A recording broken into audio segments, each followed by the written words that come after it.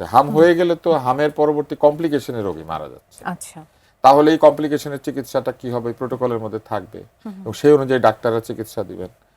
বারবারই চিন্তা করা হচ্ছে আইসিইউ বেড বাড়িয়ে দিতে হবে। আইসিইউ বেড বাড়ানো মানে হচ্ছে ডাক্তাররা ঠিক মতো সকল চিকিৎসা না করতে পারলে তখন আইসিইউর রোগীর সংখ্যা বাড়ে, কারণ কমপ্লিকেটেড ইলনেস বাড়ছে। তো সেইটা বাড়বে কেন, সেটা এত বাড়ার কথা না। এটা বাড়ছে। এখন মনে করেন আপনি অনেক আইসিইউ বেড তৈরি করে দিলেন, 1 বছর পরে হাম নিয়ন্ত্রণ হয়ে গেল, তারপরে তো আইসিইউ বেডগুলো কোনো কাজে লাগবে না।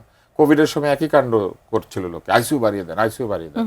কিন্তু আসলে আইসিইউ বাড়ানো কোভিডের সমাধান ছিল না, যেটা ছিল সেটা করা হয়েছে। তো একইভাবে এটাও করতে হবে। আরেকটি হচ্ছে ভিটামিন এ এর সরবরাহ ঠিক করতে হবে। হামের সময় যে বিষয়গুলি ডাক্তাররা যে ওষুধগুলি বা যে উপকরণগুলি ব্যবহার করেন সেইগুলিকে সহজলভ্য করতে হবে। সেগুলিকে আসলে পাওয়া যাচ্ছে কিনা সেটা দেখতে হবে। যেমন অনেক রোগীকে চ্যানেল ওপেন করে, ক্যানুলা পাওয়া যাচ্ছে কিনা, বাটারফ্লাই পাওয়া যাচ্ছে কিনা, ফ্লুইড পাওয়া যাচ্ছে কিনা এলাকায়, যে আমাদের টিকা আছে কিন্তু আমাদের কাছে সিরিঞ্জটা পর্যাপ্ত পরিমাণে সিরিঞ্জ পাওয়া যাচ্ছে কিনা, এগুলো শিওর করতে হবে। তারপর হচ্ছে টিকার সরবরাহকে আগের জায়গাতে নিয়ে আসতে হবে যত দ্রুত সম্ভব।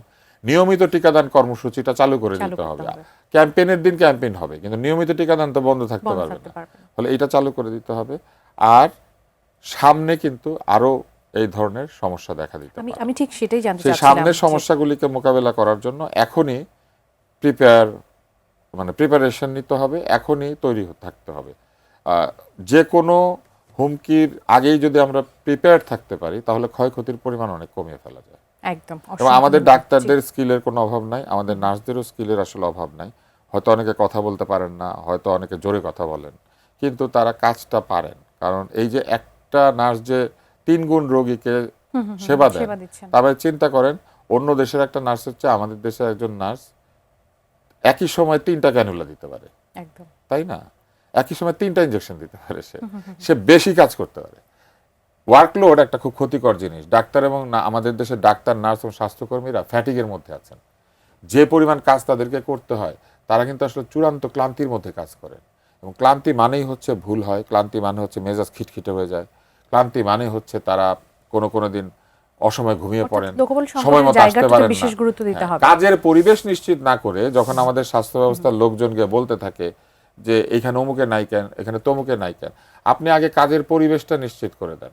আপনি যদি বাথরুমে ঢুকে বলেন যে এখানে সাবান নাই কেন, কিন্তু আসলে বাথরুমের মধ্যে কমোডি নাই, তো ওইটাতে কোনো লাভ নাই। আপনি একটা সার্ভে আছে, মেডিকেল বিশ্ববিদ্যালয়ের পাবলিক হেলথ বিভাগ করেছিল, একটা রিসার্চ আছে এইটা। সেখানে এই বিভিন্ন উপজেলা এবং পেরিফেরাল যে স্বাস্থ্য, বিভিন্ন জায়গাতে যে স্বাস্থ্যের যে কেন্দ্রগুলি আছে, সেখানে চিকিৎসকদের এবং স্বাস্থ্য ব্যবস্থার কি কি অসুবিধা রয়েছে সেটার উপর তার একটা স্টাডি করেছিল। সেখানে আছে যে অধিকাংশ উপজেলা হাসপাতালে ডাক্তারদের ব্যবহারযোগ্য বাথরুম নাই, রোগীর ব্যবহারযোগ্য বাথরুম নাই।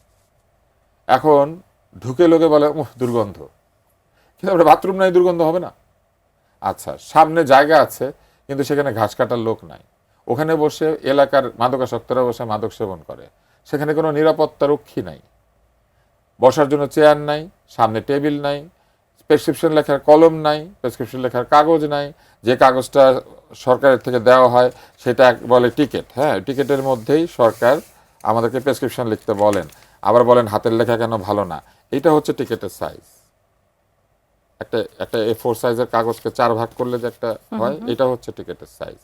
এটার মধ্যে নাম লিখতে হয়, রোগীর বয়স লিখতে হয়, তারপরে বেশ খানিকটা জায়গা লেখার পরে তারপরে এইখানে এসে ওষুধ লিখতে হয়। এবং ওইখানে যদি আপনি ওষুধ লিখেন তাহলে কয়বার খাবে এটা লেখার জায়গা থাকে না, আবার কয়বার খাবে লিখলে ওষুধের নাম লেখার জায়গা থাকে না। এখনো পর্যন্ত একটা ভালো প্রেসক্রিপশন লেখার জন্য কাগজ দেয় না, এবং সরকার 10 টাকা নেয়। কিন্তু রোগী 30 টাকা 40 টাকা, জায়গাগুলো আসলে এত বিস্তৃত, সরকার 30 টাকা 40 টাকা দিয়ে রোগী কিন্তু ব্যাটারি রিক্সায় করে স্বাস্থ্যকেন্দ্রে আসে, এসে 10 টাকা দেয়, দিয়ে চিকিৎসা সেবা পায় না। সরকার কিন্তু চিকিৎসা সেবার মান উন্নত করে দিয়ে রোগীর কাছে 50 টাকা চাইলেও রোগী দিত। কারণ রোগী এখানে এসে কি করে জানেন, এই ওষুধটা নিয়ে আসেন, দোকানে যায়, ওইটা নিয়ে আসেন, দোকানে যায়, এটা করেন, দোকানে যায়, ওইটা করেন, দোকানে যায়। আর প্রত্যেকটা হাসপাতালের বাইরে দেখবেন ডাবের দোকান আছে 10টা, ডালপুরির দোকান আছে 10টা, বিভিন্ন ধরনের একদম এমনকি ভাইয়া, লুঙ্গি গামছার দোকান সময় আছে। একেবারেই আচ্ছা, শেষ। সময় শেষ, জি। আমি শেষ করি। জি। এই যে অবস্থাটা তৈরি হয়েছে, এটা হতোই না। সরকার এখন একটা সার্ভে বলে যে শতকরা 71 টাকা, 100 টাকা খরচ করলে 71 টাকা রোগীকে নিজের পকেট থেকে খরচ করতে হয়। কিন্তু এটা কখন হয়? সরকার মাত্র 10 টাকা নেয়। এই টাকাটা 30 টাকা করে দিলে কিন্তু 71 টাকার জায়গায় হয়তো ওই রোগীকে 40 টাকা খরচ করতে হতো।